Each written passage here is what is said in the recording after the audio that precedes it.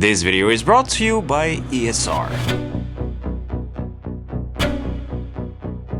My ultimate iPhone home screen setups have always had a huge success over the years, and since the Galaxy S25 Ultra can now be considered my primary device, it was time to tweak it and make it my own, of course, following the same principles as before. The foundation of the ultimate setup is simple: one screen and nothing more. Google News sits on the left, the app library stays on the bottom, and the Quick Actions panel lives at the top. The goal has always been to maximize productivity without wasting time, sifting through endless pages of apps and folders, and things have not changed. Everything is at my fingertips, whether I'm using the phone with both hands or just one. This time, I'm keeping things pretty much stock, not relying on third-party launchers or complex widgets. The only thing that I'm taking full advantage of here is Good Lock, which is Samsung's tweaking tool. Now, if you can't find Good Lock in the Galaxy Store, it might be regionally restricted for you, but don't worry, I have prepared a newsletter which I'll link below, going step by step on how to install Good Lock wherever you are. The rest in this setup is the simple principle of organization, eliminating redundancy where possible, and utilizing interesting apps, widgets, stacks, and routines. Now that the rules and prerequisites are set, let's warm up with something simple: the lock screen. Now, the first thing you'll notice is my massive clock. The truth is that I really liked this specific clock version and its animation, and I decided to make it as large as possible and basically treat my giant Ultra as a standby clock no matter where it's placed. This way I can simply turn around and glance at it. Plus, it looks super cool in my opinion. You know what else is cooler though?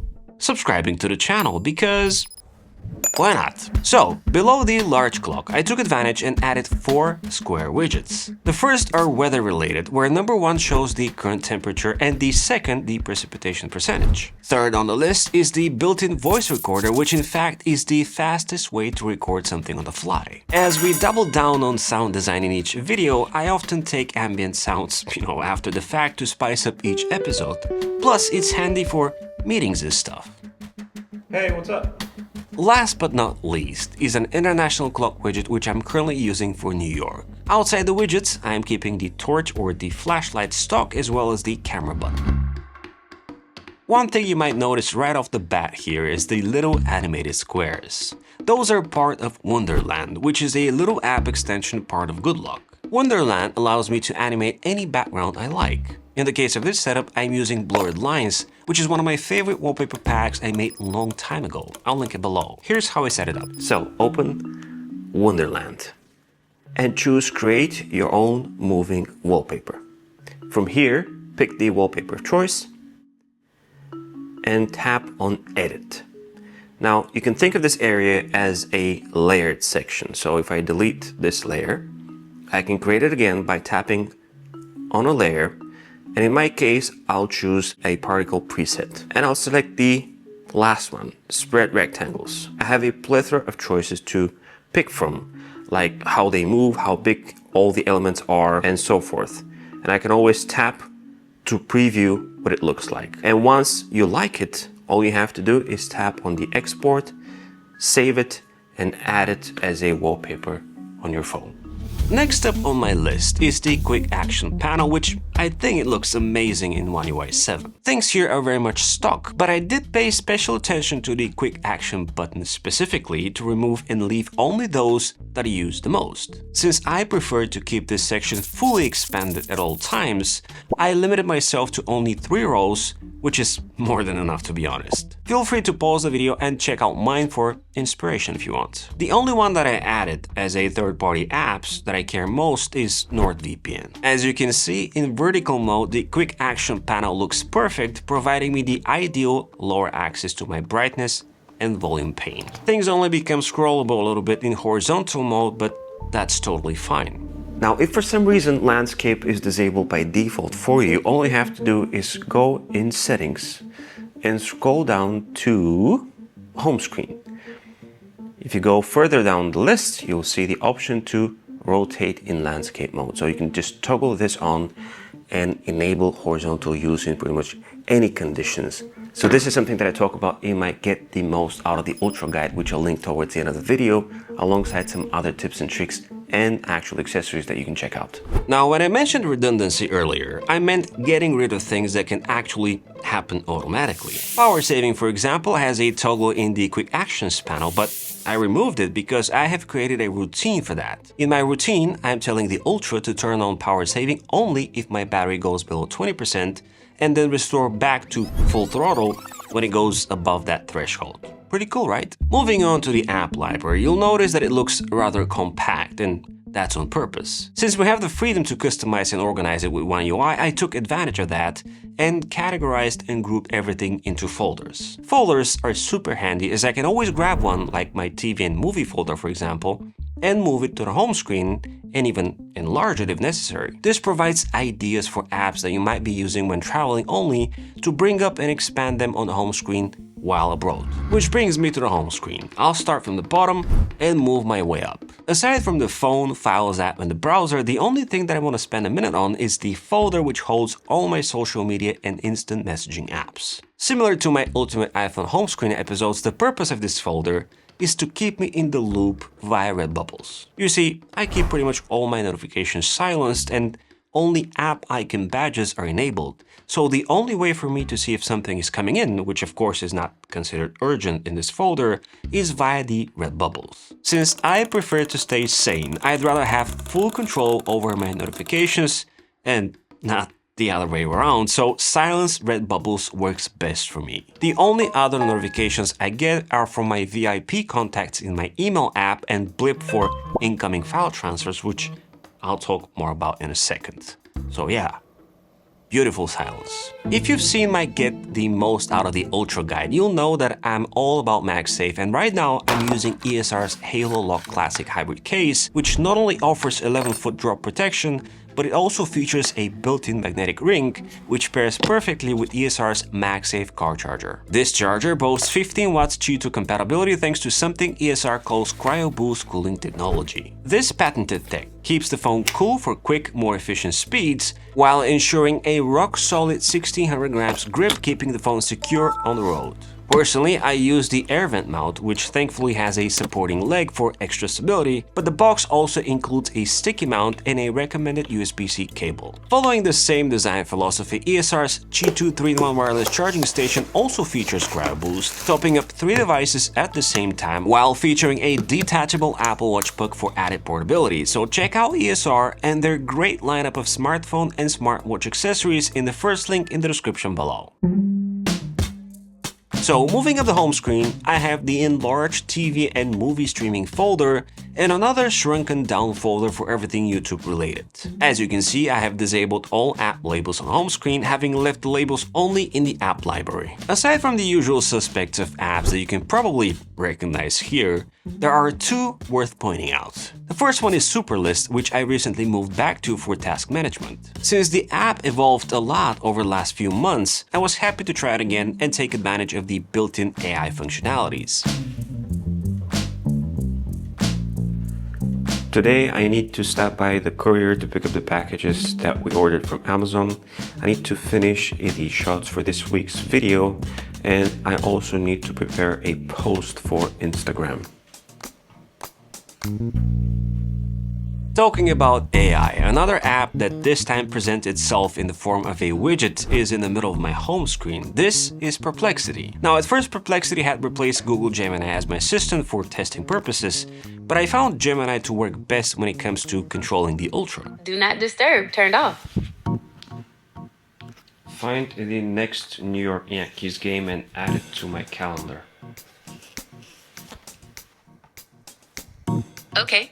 I've added the New York Yankees versus Milwaukee game on March 27th, 2025 at 3:05 p.m. to your calendar. Since I use Perplexity AI for information retrieval and research purposes most often, I found it working best as a widget, which has basically replaced my standard Googling needs. Why is the sky blue? The sky appears blue because of a phenomenon called Rayleigh scattering. Sunlight, which seems white, is actually made up of all the colors of the rainbow, each with different wavelengths. When sunlight reaches Earth's atmosphere, it interacts with tiny gas molecules, mainly nitrogen. Below Perplexity, I also keep two more widgets as a stack. The first one is Samsung Optimization, which pretty much clears the cache and memory, adding an instant satisfaction point in my book. And the second is my Galaxy Buds 3 widget, which gives me battery info on the fly. Now you might also notice this icon right here, which is an app pair, and it uses Google Chrome and Notion. This is something that I use a lot when writing or doing research, so very handy indeed. Above everything else, on the top, I keep yet another stack of widgets. The default widget here is the weather widget, which if you have kids, you'll know how important it is. And below it is my home Samsung TV remote widget, which I often resort to since I have kids.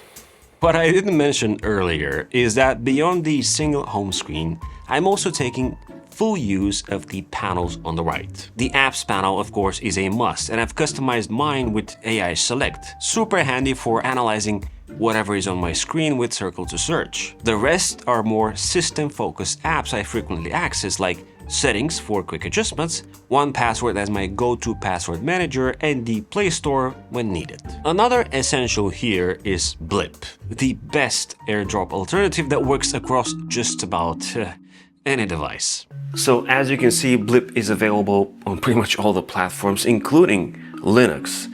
And here's how it works with, let's say, a Mac and an Android phone. Let's say I take a screenshot.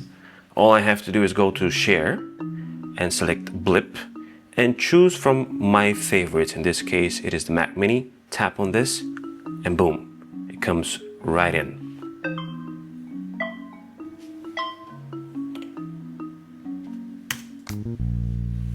Very nice! Still in the panel section, the next most used one for me, and something missing from nearly every other phone on the planet, is the Clipboard Manager. It is 2025 and somehow only a handful of flagships have this in this readily accessible packaging form, an absolute life and time saver. On a more tangible level, I also rely on the Tools panel mainly because of the surface leveler and of course the ruler, because let's be honest, who doesn't need a ruler from time to time? To add an additional spice in this setup, under modes and routines, I have only one routine, which is sleep.